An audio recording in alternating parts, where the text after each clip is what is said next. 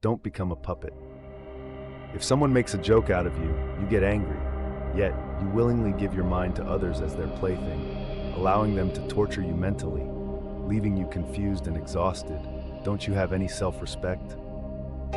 We are constantly influenced by external factors and emotional triggers. Like puppets, we allow others to pull the strings and control us.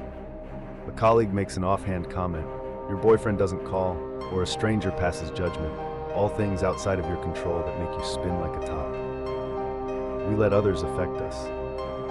Even worse, it's not just other people. The weather, social media, the news, and sports games can also manipulate us. We're happy when it's sunny and down when it rains. When our team wins, we cheer, but when they lose, we complain. It's absurd.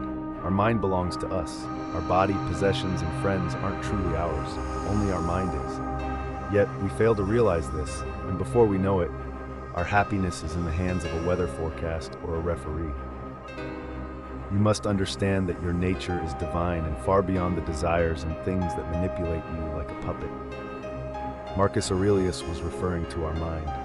We can decide what external events mean to us. We don't have to be thrown off by what happens around us. We can truly remain calm without being hurt or bothered. Take back control of your mind. Stop allowing things outside your control to influence you. Don't let yourself be pulled in every direction by external factors. Yes, as Marcus said, others can block our actions, but they can't block our intentions and attitudes. Our mind is adaptable. When things seem to turn against us, we can adjust and see them as opportunities for growth. We can turn obstacles into chances to improve. Instead of being misled by uncontrollable events, we should let our good values guide us. No matter what happens, we should always demonstrate qualities like calmness, patience, kindness, acceptance, fairness, courage, and self-discipline. These values and living in the present will stop us from becoming puppets. But to achieve this, we need to practice diligently. As aspiring Stoics, we choose to train ourselves to control our emotions rather than being influenced by external elements. Shape your thoughts in this way. Imagine you are older and no longer so easily affected by things, and you will stop complaining about the present and fearing the future.